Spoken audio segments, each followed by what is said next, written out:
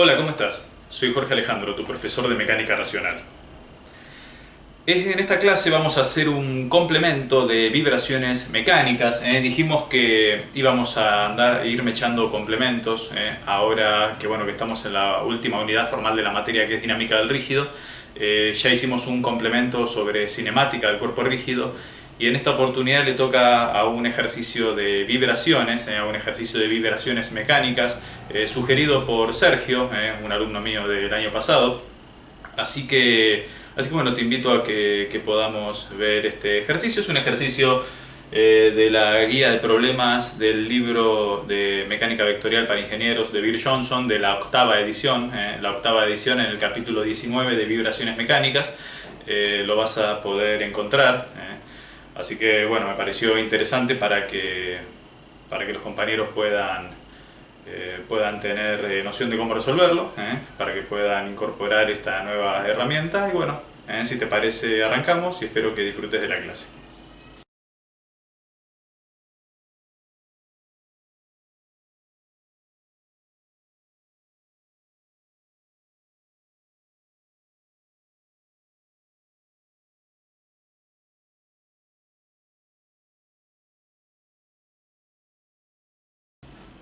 Fíjate lo que dice el ejercicio. Tenemos un mecanismo, un accionamiento de una barra de masa despreciable, en realidad con toda la masa concentrada en el punto A, un bloque de masa 20 kilos. Tenemos en el extremo de la barra, en el extremo libre, un resorte de constante elástica 2 kN por metro. Tenemos una fuerza aplicada de características senoidales, ¿sí? De características senoidales donde se conoce la amplitud, que es 6 newton, ¿sí? Y en primera instancia, bueno, la longitud de la barra vale 800 milímetros o 0.8 metros. El enunciado nos dice que el sistema está equilibrado en la posición horizontal, quiere decir que tal vez el peso o el momento generado por la masa puntual en este punto se equipara con el momento antagónico del resorte. Con el momento antagónico del resorte, entonces es como que quedaría en esta posición de equilibrio. Y bueno, y el problema nos solicita, considerando que esta distancia, que la distancia B donde se encuentra la masa respecto del eje de rotación de la barra, es 200 milímetros o 0.2 metros. Si esta distancia es 0.2 metros, nos dice determinar el rango de frecuencias o el rango de pulsación del omega forzado, del omega sub f. Nosotros a veces le ponemos omega solamente, pero bueno, los libros en general de la escuela americana suelen ponerle omega f a esta omega forzada, con buen criterio. Y nos dicen, bueno, determinate el rango de frecuencias o el rango de pulsaciones en el que la amplitud alcanzada por el bloque A supera los 3.5 milímetros. Supera los 3.5 milímetros. O sea, si vos te lo pones a pensar, bueno, a ver, el modelo del problema dice, bueno, no considerar efectos de rozamiento, o por lo menos no nos dicen que lo consideremos. O sea, nosotros podríamos tener rozamiento en el punto bisagra, de la barra. Y bueno, podríamos tener algún rozamiento repartido en toda la distribución acá de componentes pasivos, pero bueno, dicen que no lo consideremos, o por lo menos no nos hace mención a que lo consideremos. Así que podríamos tratarlo como un sistema sin amortiguamiento, en presencia de un agente externo, por lo que podría ser una vibración forzada, ¿no? O sea, nosotros podríamos pensar esto como una vibración forzada. Y bueno, vos de la clase de teoría de vibraciones, podés fijarte, digamos, cómo podríamos obtener la expresión de la amplitud en estado estacionario. Es un poquitito esto lo que nos están pidiendo, ¿no? Fíjate la amplitud. A ver, si todo esto estuviese en un solo eje, o sea, teniendo un solo grado de libertad. De hecho lo tiene, pero los movimientos son, fíjate, linealmente dependientes. ¿Qué te quiero decir? Si nosotros tuviésemos esta configuración, ¿sí? El sistema masa-resorte perturbado por una fuerza de estas características, ¿sí? La constante elástica, una masa Y resuelto de esta forma, nosotros ya tenemos cómo se resuelve esto. Esto será la amplitud en estado estacionario, será la fuerza máxima sobre la constante elástica, todo esto dividido 1 menos omega sobre omega sub 0 al cuadrado, siendo omega sub 0 la raíz cuadrada de la constante sobre la masa, y este era el omega forzado, ¿no? El que aparece ahí arriba sería el omega forzado que nosotros tenemos ahí que quisiéramos determinar.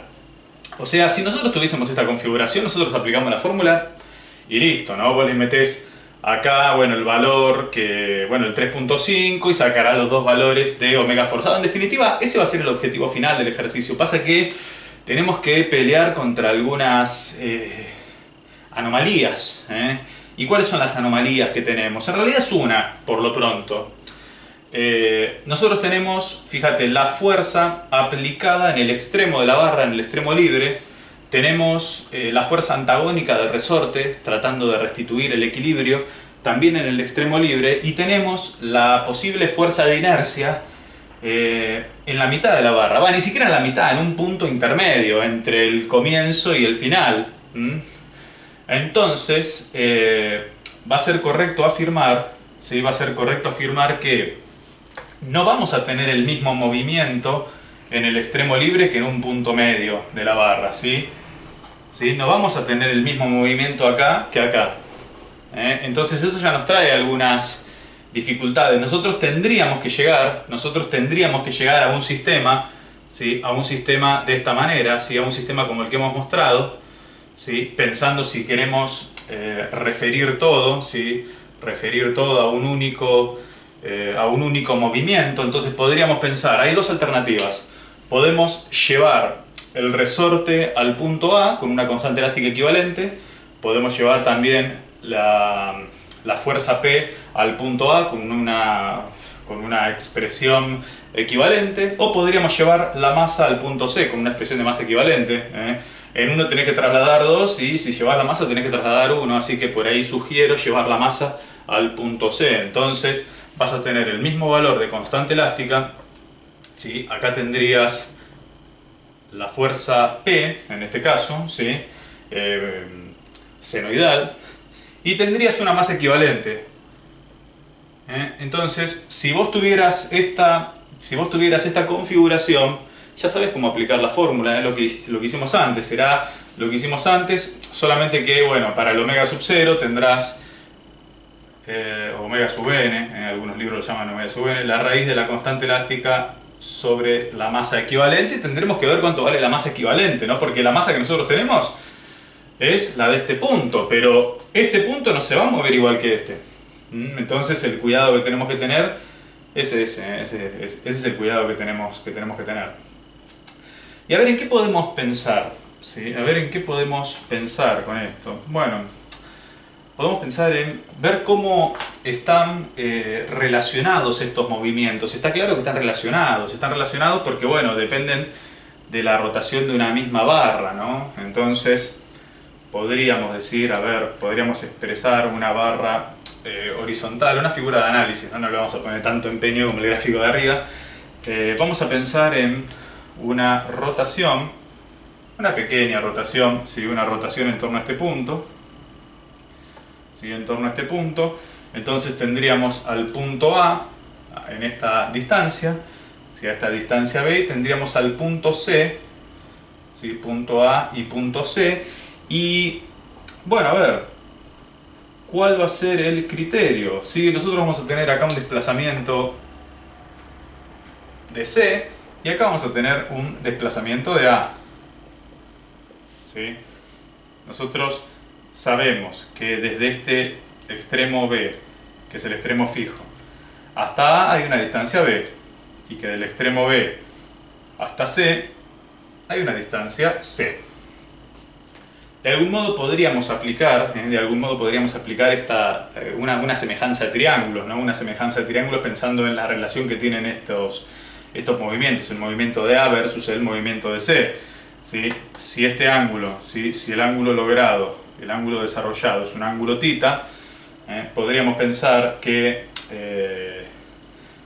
que bueno, que la tangente de θ responde a esta relación como responde a esta relación, ¿sí? O sea que hay semejanza de triángulos, hay semejanza de triángulos. Esto quiere decir que la relación se respeta la relación xa sobre b igual a xc sobre c, ¿sí? Este segmento sobre este es igual a este segmento sobre este, eso es lo que estamos diciendo, ¿sí?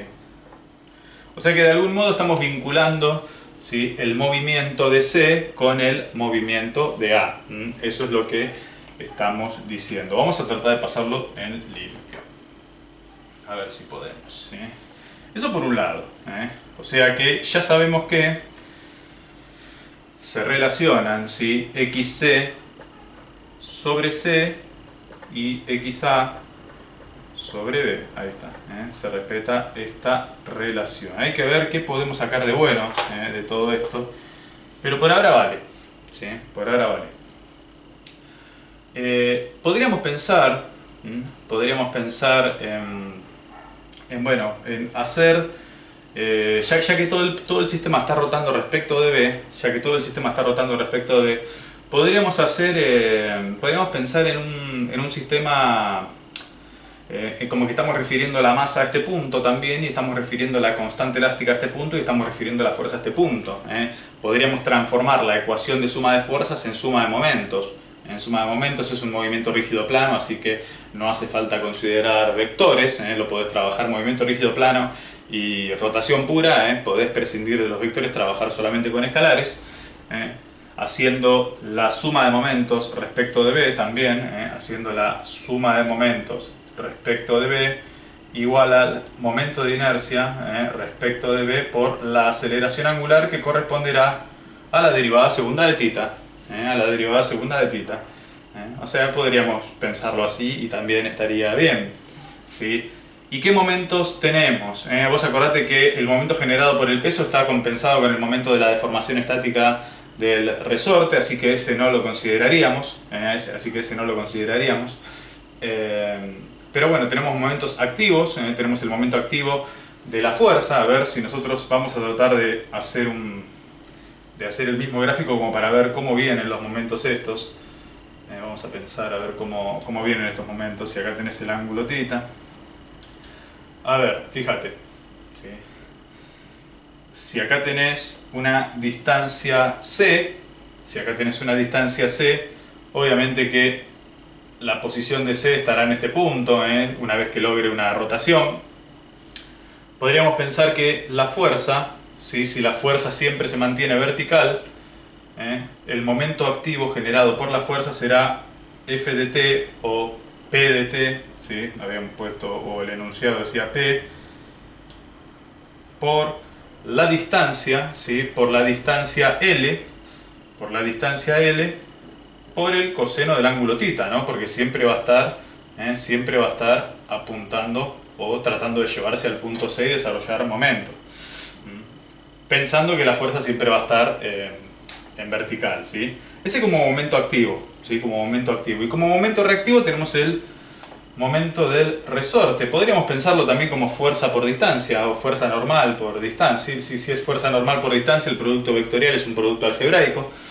A ver, ¿qué momento te genera el resorte? ¿Sí? Es un momento de restitución, por eso se opone a la fuerza activa. Vos acordate, ¿sí?, esto tendrás que recordar la ley de Hooke, que te dice que la fuerza del resorte es proporcional a su deformación. O sea, ¿qué deformación está teniendo acá? ¿Sí? ¿Qué deformación está teniendo en este cateto opuesto, posible cateto opuesto?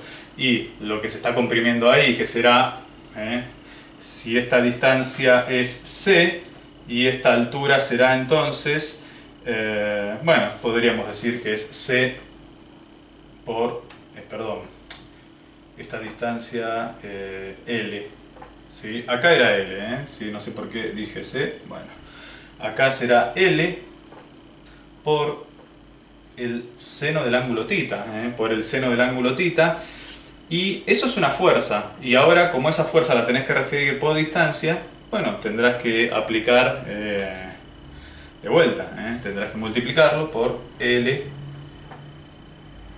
por el coseno de θ, y ahí transformaste a la fuerza elástica en un momento de restitución de características elásticas. Hasta ahí vamos, ¿sí? Hasta ahí vamos con la fuerza activa y con la fuerza reactiva. Quedará, bueno, a ver, la fuerza de inercia, o en realidad si estamos trabajando refiriendo todo al eje de rotación, será el momento de inercia respecto de B. Esto es una masa puntual, así que no tiene momento de inercia respecto de su baricéntrico, entonces tendrá momento de inercia por ser una masa desplazada respecto del eje de rotación, que ya sabes cuánto vale. Ojalá que sí.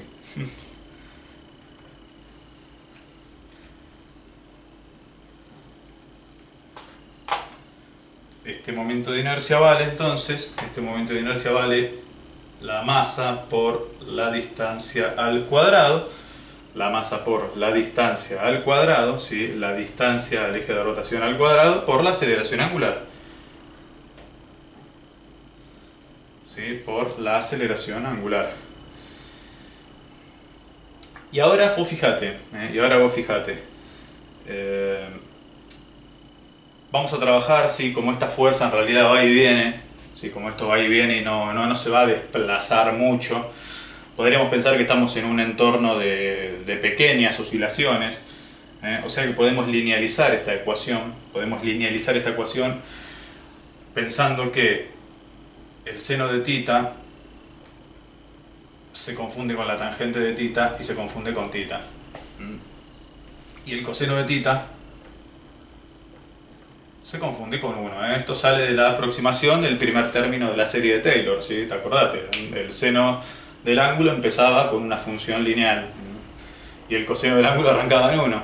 O sea que para pequeños valores, el seno del ángulo con la tangente del ángulo y el ángulo en sí mismo se confunden, ¿sí? Expresado en radianes, ¿no? Si no, estamos haciendo lío.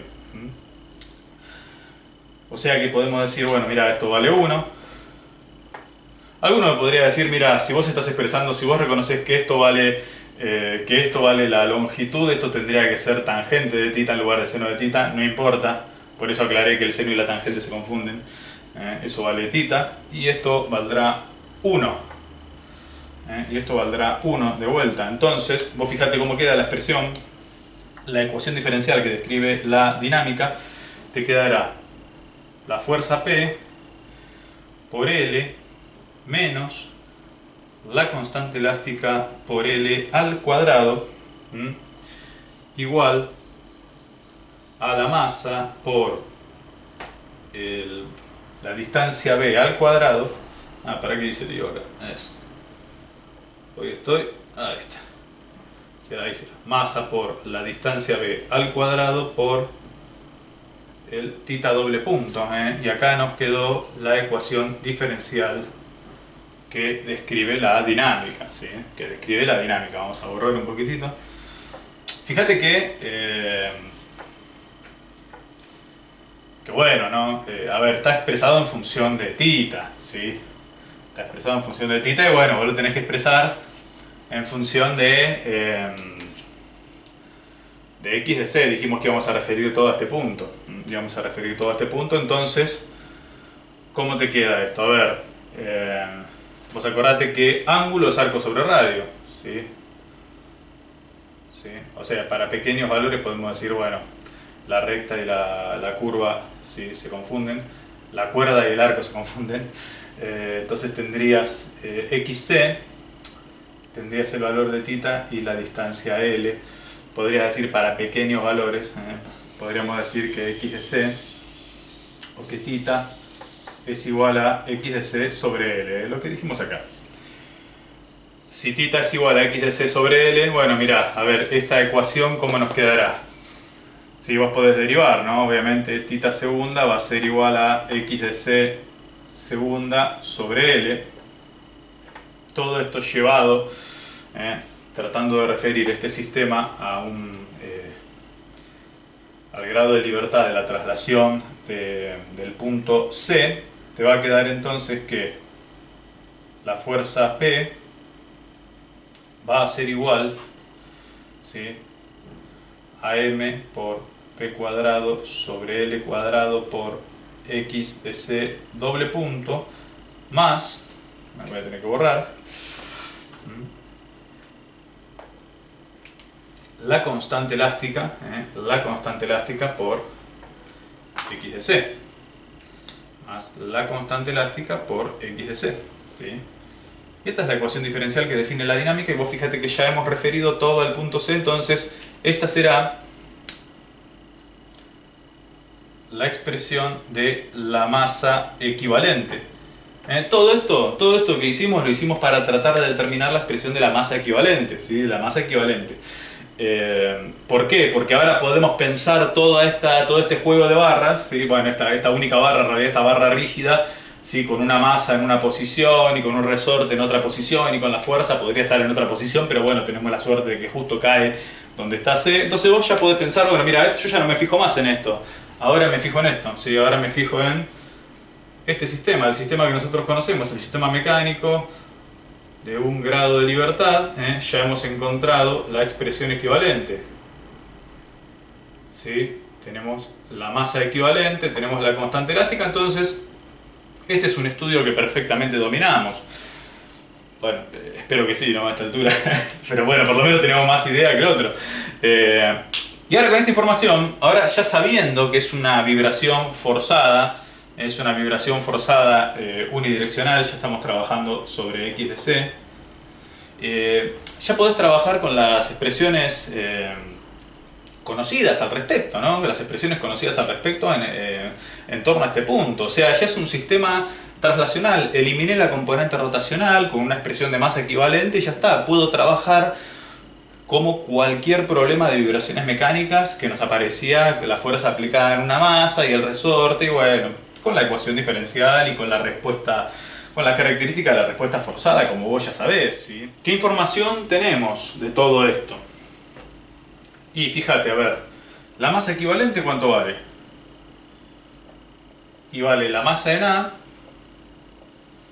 por, dijimos que vale B cuadrado sobre L al cuadrado, pero B es 200 milímetros contra L 800 milímetros, o sea, es una relación de 4 a 1. Upa. Una relación de 4 a 1, upa, ahí viste, tengo el nivel para eso, una relación de 4 a 1 a favor del denominador, que al cuadrado será de 16 a 1. Bueno, vamos a ver si podemos, será 20 dividido 16, ¿sí? Kilogramos. Bien, la constante elástica 2000 Nm por metro, estamos bien, entonces omega sub 0, ¿sí? Omega sub 0 será la raíz cuadrada de la constante elástica sobre la masa equivalente. Vos sabés que igual conviene expresarlo de esta manera porque me parece que queda más fácil. ¿Cómo te quedará? Raíz cuadrada de la constante elástica sobre la masa equivalente nos quedará la constante elástica sobre la masa de A original, la raíz cuadrada de esta expresión, por L sobre B, si no metimos la pata en ningún lado. La constante elástica vale 2000, la masa vale 20, 2000 dividido 20 es 100, la raíz de 100 10, o sea que esto vale 10 por 800 sobre 200, que sería 4, 10 por 4 40, 40 segundos a la menos 1, que es la pulsación natural del sistema, ¿sí? 40 segundos a la menos 1. Y bueno, tenemos que el omega forzado es lo que queremos determinar. Esto no sabemos cuánto vale. Sabemos, ojo acá, porque vos me decís, bueno, sí, tenemos la amplitud de C que no puede pasar los 3.5 milímetros. No, es la amplitud de la masa la que no puede pasar los 3.5 milímetros. Vos tendrías que referir la amplitud equivalente en la punta, porque en la punta va a tener 4 veces esa amplitud, ¿sí? Vos acordate de esta relación, la que hicimos al principio, x de A sobre B es igual a x de C sobre L. Esto nos dará a pensar que x de C máximo será, a ver si vos pones máximo acá y máximo acá, entonces este valor de máximo lo tenemos de dato de enunciado, son 3.5 milímetros. 3.5 milímetros. ¿Sí? Entonces, al tener 3.5 milímetros acá, por, bueno, L sobre B, que será 800 sobre 200, o sea, por 4, y tendrás 3.5 por 2 igual a 7, 7 por 2 14, porque 2 por 2 es 4. Bueno, tendrás 14 milímetros. ¿Sí? 14 milímetros y bueno, esa será la amplitud con la que vos tendrás que trabajar acá para determinar el máximo en estado estacionario. ¿Sí? Es la amplitud con la que tenés que trabajar en tu sistema equivalente, así que tenés que tener cuidado con eso también. Puede llegar a pasar que le pifies ahí, pero bueno, ya está, ya lo aclaramos. La amplitud que te da el enunciado es para la masa, pero la masa está en esta posición, vos tenés que llevarlo ahí porque vos referiste todo el sistema a ese punto. Es el precio que hay que pagar. Bueno, estos datos acordate, y si no, volvé el video atrás. ¿Sí? ¿Cómo vamos a hacer con todo esto? A ver, la amplitud va a ser, acordate, la fuerza máxima, la amplitud de la fuerza sobre la constante elástica, dividido 1 menos omega forzado sobre omega sub 0 al cuadrado. ¿Sí? Y vos fíjate, bueno, esto lo tenés. A ver, la amplitud de la fuerza era 6 newton y la constante elástica son 2000 newton por metro. 6 dividido 2000, 6 dividido 2, 3, o sea que te queda 3 dividido 1000, 0.003. 0.003 sobre un denominador 1 menos z cuadrado. Podemos llamar a esta relación z, ahora dividido el módulo, ¿no? 1 menos z cuadrado. Llamamos z a esta relación y después la descomponemos. El valor máximo dijimos que era 14 milímetros, o sea 0.014 metros, porque esto está en metros. Entonces, para ser coherente y no hacer lío, o hacer el menor lío posible, esta relación nos quedará, fíjate, ¿sí? Podemos decir entonces que el módulo de 1 menos z cuadrado es igual a 3 catorceavos, 3 catorceavos si no metimos la pata en ningún lado. Esto al tratarse de un módulo nos abre dos posibles soluciones. Tendremos 1 menos z cuadrado igual a 3 sobre 14 y 1 menos z cuadrado igual a menos 3o, ¿no? Es una o excluyente, es uno o el otro. ¿Sí? Esto... Bueno, por un lado vas a tener... vamos a borrar acá. Total, esto ya lo entendiste. Ojalá que sí. Por un lado vas a tener que z cuadrado es igual entonces a, restando, te quedará, 14 sobre 14 menos 3 sobre 14, 11 sobre 14. 11 sobre 14. Y como segunda alternativa nos quedará 14 sobre 14, 17 sobre 14. ¿Sí? 17 sobre 14. Bueno, si te hincha esto, la paciencia, vos agarrás la calculadora y listo. Vos acordate que z es omega forzado sobre omega sub 0. Y omega sub 0 dijimos que vale 40. Si no metimos la pata por ahí, dijimos que vale 40. O sea, nosotros al trabajar con valores positivos podríamos prescindir el cuadrado, trabajarlo como así, como raíz cuadrada. Y vos acordate que z es omega sobre omega sub 0, o omega forzado sobre omega sub 0. Esto quiere decir que acá te va a quedar omega forzada 1 y acá te va a quedar omega forzada 2. Y todo esto multiplicado por omega sub 0, que es 40. 1 sobre segundo y 1 sobre segundo. Y si acá haces las cuentas, estos son los valores de frecuencia o de pulsación en los que está contenida en lo que está contenido el sistema, como para que el valor de la periferia supere los 14 milímetros, o que el valor en el punto intermedio supere los 3.5 milímetros. Los 3.5 milímetros. A ver, vamos a tratar de llevarlo a un gráfico como para entender esto que nos está diciendo. Bueno, lo que nos está diciendo es esto. ¿Sí? Tenés que acordarte el gráfico de las vibraciones forzadas.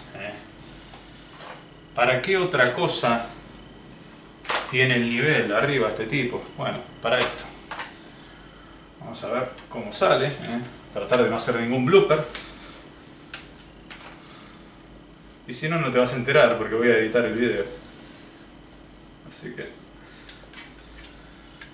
te recabido. Bien. Ahí está. Acá tenemos. Tenés la amplitud de C máximo. Yo ya sé que, a ver, ya sabemos que en realidad nos está pidiendo en este punto, ¿no? Nos dan como dato este punto, pero nosotros referimos todo el sistema acá, o sea que si nosotros metemos el valor equivalente acá, es lo mismo, no pasa nada. El sistema arranca desde, bueno, acordate la componente de la amplitud que vale 6 sobre 2000, o sea 0.003. Bueno, esto quedará en función de omega forzado, Al ser un sistema sin amortiguamiento, esto se eleva de esta forma, ¿no? ¿Te acordás de la teoría? Ojalá que sí. Bien, entonces acá tenemos el valor de 40, que es el omega sub 0, Y bueno, a ver, tenemos que hacer un gráfico en escala, no el mamarracho que hice yo, pero vos tendrías acá, ¿sí? Por acá tendrías el 0.014, ¿sí? Que es el equivalente al 3.5 acá. El 14 acá es el equivalente al 3.5 acá, porque la relación de las longitudes es de 4 a 1. Entonces, acá nos dará el menor de los valores, que es el primero, ¿sí? Es el omega forzado 1, y continuando nos dará, si no hicimos lío, acá el omega forzado 2. Entonces claramente te está diciendo, ¿qué te está diciendo el ejercicio? Cuando el sistema trabaja en este rango de frecuencias, la amplitud excede los 14 milímetros en la punta, o los 3.5 si vos querés referir todo, porque esto mediante un factor de escala, constante de proporcionalidad, te está dando la amplitud de la masa, ¿no? Entonces, si este era 14, esto será 0.0035, el 3.5 milímetros para la masa va a ser el 14 milímetros en la punta. El sistema trabajando con un factor de escala sería lo mismo, ¿sí? Así que bueno, es importante que lo consideres, ¿sí? En este rango de frecuencias, haciendo estas cuentas, te vas a encontrar con que el sistema, ¿sí? Tiene una amplificación, ¿sí? Tiene una amplitud en estado estacionario superior, ¿sí? Para la masa, superior a los 3.5 milímetros, ¿sí? ¿De qué otra forma podemos pensar esto para el armado de la ecuación diferencial que describe la dinámica del sistema? Bueno, podemos pensarlo con un circuito eléctrico equivalente, ¿sí? Con un circuito eléctrico equivalente, ¿sí? Tenemos para el grado de libertad, ¿sí? Lo primero que tenemos que poner es el grado de libertad X en C, ¿sí? Y tenemos el otro grado de libertad por acá, ¿sí? Los dos nodos mecánicos, XC y XA. Le metemos un punto porque están asociados al potencial. Vos acordate que la velocidad está asociada al potencial. Estos grados de libertad son linealmente dependientes, están relacionados mediante la relación de la barra, de la rotación de la barra, así que vamos a tratar de encontrar una dependencia lineal entre estos dos. Vamos a pensar a la fuerza como una fuente de corriente. Vamos a tener nuestra referencia absoluta de velocidades, que sería este. Vamos a pensar si en la punta lo que tenemos es un resorte, ¿sí? ¿Os acordaste que el resorte estaba asociado a la inductancia? ¿Y cómo quiero que veas esto? Esto lo quiero que lo veas de esta manera. Bueno, a ver, en este grado de libertad, en A, obviamente está la masa, que está asociada al capacitor. ¿Y cómo quiero que veas esto? Te decía que vos fíjate, para el sistema, ¿sí? Va a estar aplicando, obviamente el sistema está acelerado, ¿sí? Está acelerado, pero le estás aplicando una fuerza activa, el resorte le aplica una fuerza reactiva antagónica y advierte, ¿sí? El agente externo que está haciendo la fuerza advierte que hay algo más, pero no sabe lo que es, ¿sí? Pero no sabe lo que es. Entonces podría decir, mira, yo tengo que vencer, yo en esta punta, digamos, yo como fuerza P tengo que vencer al resorte y me da la sensación, ¿no? Como que tengo que vencer algo más, pero no sé lo que es porque no lo estoy viendo en este punto, ¿sí? O sea que existe, ¿sí? Aplicando en este nodo la primera ley de Kirchhoff, ¿sí? Aplicando en este nodo la primera ley de Kirchhoff, existe que tiene que vencer la constante elástica, ¿sí? Y tiene que vencer una fuerza más, ¿sí? Tiene que vencer una fuerza más que no sabe lo que es. Por lo que lo va a modelizar como una fuente de corriente negativa que tiende a debilitar el crecimiento del potencial, ¿sí? Porque lo está debilitando, es decir, hay algo más que no sabe lo que es. Y así como hay algo más que no sabe lo que es, nosotros podríamos pararnos en el bloque A, y ver que empieza a moverse, pero sin embargo no hay una fuerza directa aplicada. Entonces aparece una fuerza que no sabemos lo que es, ¿sí? Aparece una fuerza que no sabemos lo que es, ¿sí? Que no sabemos lo que es, pero hace que el bloque A se mueva. Entonces, ¿sí? Nuestro sistema equivalente es este. Nosotros podríamos pensar que acá tenemos una fuerza F1 que no sabemos lo que es, acá aparece una fuerza F2. Claramente estas dos fuerzas van a estar relacionadas y ahora vamos a ver cómo, ¿sí?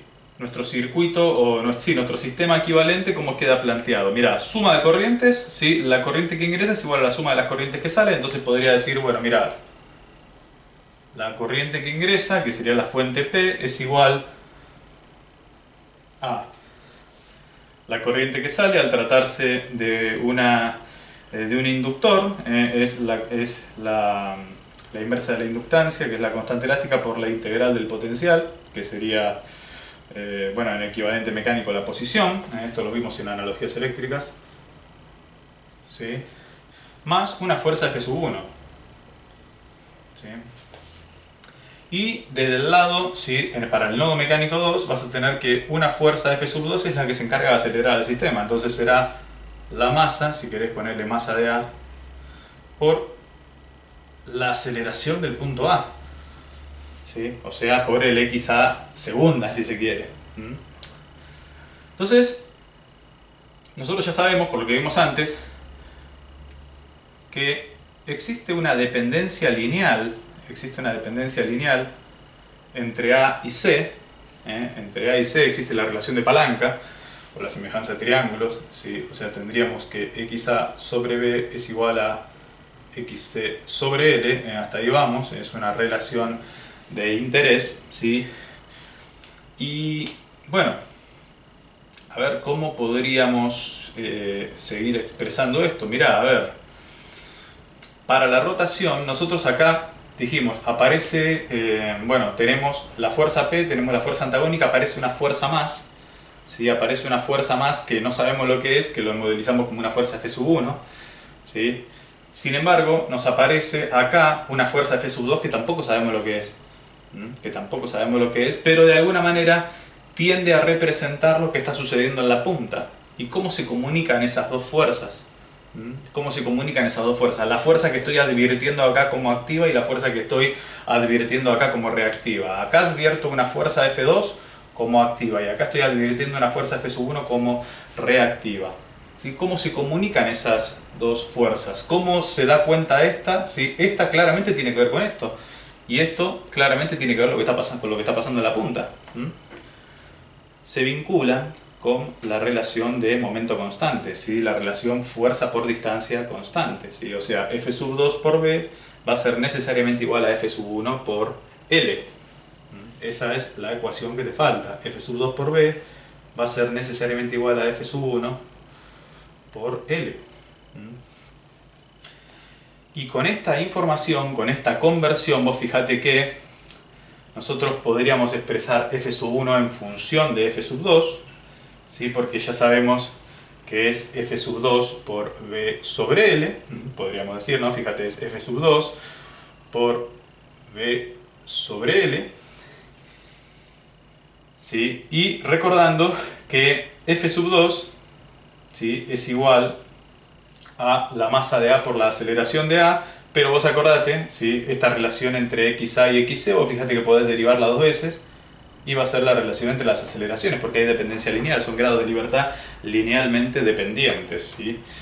Entonces, bueno, digo, mira, si esto es cierto, yo ya puedo reemplazar X de A por lo que digo que vale, porque ahora estoy todo concentrado, estoy tratando de referir todo el sistema a la punta, XC. Entonces XA va a valer XC por B sobre L, ¿sí?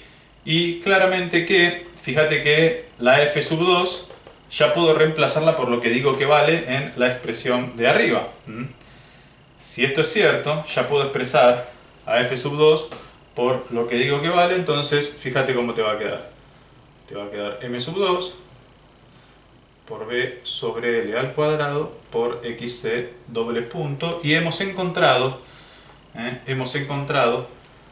mediante las analogías electromecánicas la misma ecuación diferencial que define la dinámica del sistema mecánico vinculado mediante la barra, ¿sí? Fíjate que mediante las analogías electromecánicas hemos encontrado la misma ecuación que antes, encontrando una masa equivalente vista desde la punta. M2 no, sería en realidad MA, ¿no? Sería MA, ¿sí? Fíjate que hemos encontrado la misma ecuación diferencial que trabajando antes con la suma de momentos, pero bueno, utilizando la analogía electromecánica, o sea que podemos entrarle por ahí al problema también, ¿de acuerdo?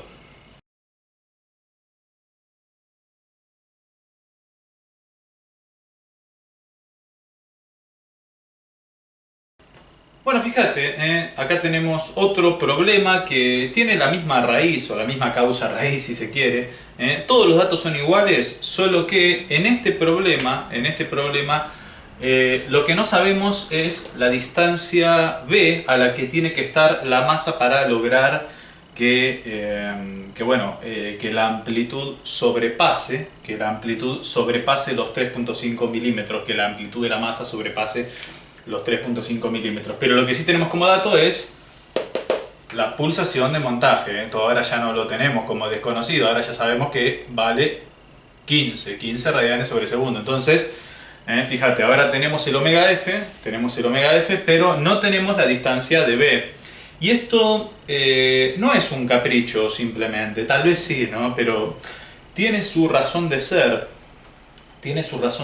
Porque puede darse el escenario en algún accionamiento en el que tengas que trabajar con las vibraciones o tratar de sobrellevarlas, convivir con ellas, pero tratar de atenuarlas un poquito. Puede presentarse el escenario en donde vos puedas manipular la pulsación. Por eso hicimos el ejercicio anterior. Fíjate que en este rango de pulsaciones la amplitud de la masa sobrepasa cierto nivel de tolerancia, en este caso los 3.5 milímetros. Y puede presentarse algún escenario en donde vos no puedas manipular esta pulsación. ¿Sí? Fíjate que ya viene impuesto. Ya viene impuesta esta pulsación, entonces, bueno, ¿cómo podemos salir de la zona de resonancia? Y modificando las características del sistema. ¿Qué será modificar las características del sistema? Ahí podemos modificar la posición de la masa. ¿Por qué? Porque si modificamos la posición de la masa, modificamos la masa equivalente en la punta. ¿Está bien? ¿Sí?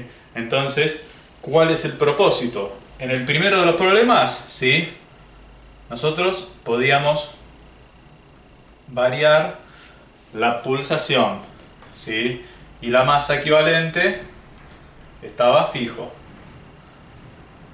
Acá, ¿sí?, está fija la pulsación externa y lo que nosotros podemos variar es la masa equivalente para tratar de no caer en la zona conflictiva de la resonancia, ¿no? O en las proximidades, en las vísperas de la resonancia. El propósito es tratar de no caer ahí. Entonces, el primer problema que vimos hace mención a esto. Podés variar la pulsación, ¿sí? Podés manipular la pulsación dejando la masa fija, la masa equivalente fija, y en el segundo tenemos la pulsación que no la podemos elegir, es esta condición y tenemos que saber sobrellevarlo. Bueno, podemos variar la disposición del extremo B, ¿sí? O la disposición de la distancia B al extremo de la masa para tener una masa diferente equivalente en la punta. Vos acordate que la expresión de masa equivalente, ¿sí? La expresión de masa equivalente sigue siendo, porque el sistema sigue siendo el mismo, solamente que cambiaron esos datos. ¿Cuál era la expresión de la masa equivalente? Es la masa de A, ¿sí? La masa de A por B cuadrado sobre L al cuadrado, sobre L al cuadrado. ¿Sí? Y vos fíjate que ahora lo que no tenés es el valor de B, quiere decir que vos podés manipular el valor de la masa equivalente en el extremo libre de la barra. O sea, no es un dato menor, vamos a tratar de expresarlo acá. ¿Sí? Masa equivalente, entonces será la masa de A, que será 20 dividido, si querés, 0.8 al cuadrado por B cuadrado. Y de esta manera tenemos a B expresado en metros. Pero ahora justo es lo que no conocemos. Bien, vamos a ver. Vos acordate también, ¿sí? Que ahora puede ser un error muy común. Tenés la amplitud de A, que es 3.5 milímetros. Ya no puedo dar garantía de cuál va a ser la amplitud máxima de una vibración en C. No puedo dar esa garantía porque vos acordate de la relación de palanca. Es XA sobre B era igual a XC sobre L, ¿sí? Entonces, obviamente esto va a darse para los máximos también, porque es una dependencia lineal, pero ahora al no tener el valor de B, yo no puedo dar garantía de que en la punta va a tener ese valor, ¿sí? Yo puedo decir, bueno, mira, va a estar en función, ¿sí? Voy a decir que X de C, ¿sí? Que X de C máximo va a depender, ¿sí? Va a depender de X de A máximo, que vale, bueno, 3.5 milímetros o 0.0035. Le deseo suerte, está a punto de salirse la correa. Bueno, 0.035, haciendo mención a la amplitud máxima de A, por L, que vale 0.8, sobre B. ¿Sí? Y esta va a ser la expresión, ¿sí? O el valor máximo, el valor de amplitud máxima en estado estacionario para el extremo. Entonces vos podés dejar expresada toda la fórmula como hicimos antes, como ya tenés la masa equivalente referida a la punta. Podrías trabajarlo así, pero la salvedad va a ser, ¿sí? Vos acordate la expresión, ¿no? X máximo en estado estacionario será fuerza máxima, en este caso P sub M. Vamos a dejarlo bien, si tenemos la posibilidad de dejarlo bien, P sub M sobre K dividido 1 menos omega forzada sobre omega sub 0 al cuadrado. Con esta información vos vas a poder trabajar sin problemas, ¿sí? Porque esto sigue siendo lo mismo, esto vale 6, ¿sí? La constante elástica sigue siendo lo mismo, vale 2000. En MKS ya hemos referido todo a MKS. Y bueno, el omega F en este caso vale 15, esto vale 15, ¿sí? Esto depende de B, y omega sub 0 también depende de B. ¿Por qué? Porque omega sub 0, ¿sí? Omega sub 0 es la raíz cuadrada de la constante elástica sobre la masa equivalente, que era lo mismo que decir la raíz cuadrada de la constante elástica sobre la masa de A por L sobre B. ¿Sí? Por L sobre B. La constante elástica vale 2000, la masa vale 20 en A. ¿sí? O sea, todo esto valdría, si no metimos la pata, que esto valdría 100, la raíz de 100 sería 10, 10 por L que vale 0.8 será 8, 8 sobre B. ¿Sí? O sea que omega sub 0 vale 8 sobre B. 8 sobre B. Y bueno, fíjate que ahí te quedará todo en función para que vos puedas aplicar la fórmula con buen criterio, ¿no? Vamos a tratar de ver si lo podemos hacer. Y en todo caso, si le pifiamos, vos me corregirás. Pero bueno, en esencia el problema es ese, es aplicar la misma fórmula, solo que lo que antes teníamos que determinar era omega forzado y ahora lo que tenemos que determinar, fíjate que omega sub 0 y la amplitud máxima en estado estacionario dependen de B, entonces habría que determinar los posibles valores de B para que esto suceda así.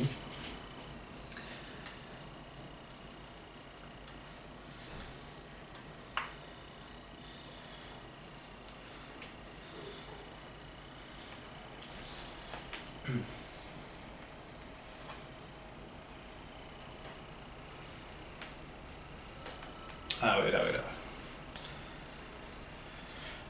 Dijimos que esto era 0.0035 por 0.8 dividido B. Esto es necesariamente igual a 0.0030, 003, ese 30 es redundante, pero porque vamos a tachar los tres ceros antes y después como para agilizar un poquito. Bueno, esto es igual a, o dividido 1 menos 15 sobre 8 sobre B, pero lo podemos pasar al numerador, todo esto al cuadrado. Y si no hicimos lío, por ahí tiene que andar, por ahí tiene que andar la expresión y determinarás los posibles valores de B. Determinarás los posibles valores de B. Vos acá tenés este con este afuera, te queda 35 por 0.8, 28. Y este te queda 30. 28 dividido 2, 14. 30 dividido 2, 15. O sea que esto pasado en limpio será 1 menos 15 sobre 8 por B al cuadrado igual a 15 sobre 14 por B. Si no hicimos lío con las cuentas, por ahí tendría que andar, ¿de acuerdo?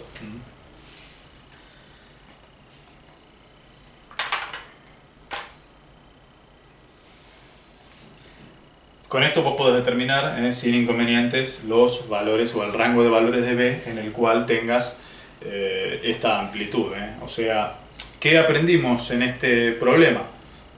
¿Qué aprendimos? Lo que dijimos en la teoría, ¿no? Es cómo se puede salir de la resonancia o de la zona de resonancia. Bueno, una posibilidad sería modificando la pulsación externa, ¿sí? Si existe la chance, se puede modificar la pulsación externa como para no caer en la zona de resonancia, eso está bien. Y otra posibilidad será, si no podemos modificar la pulsación externa, es modificar la naturaleza del sistema.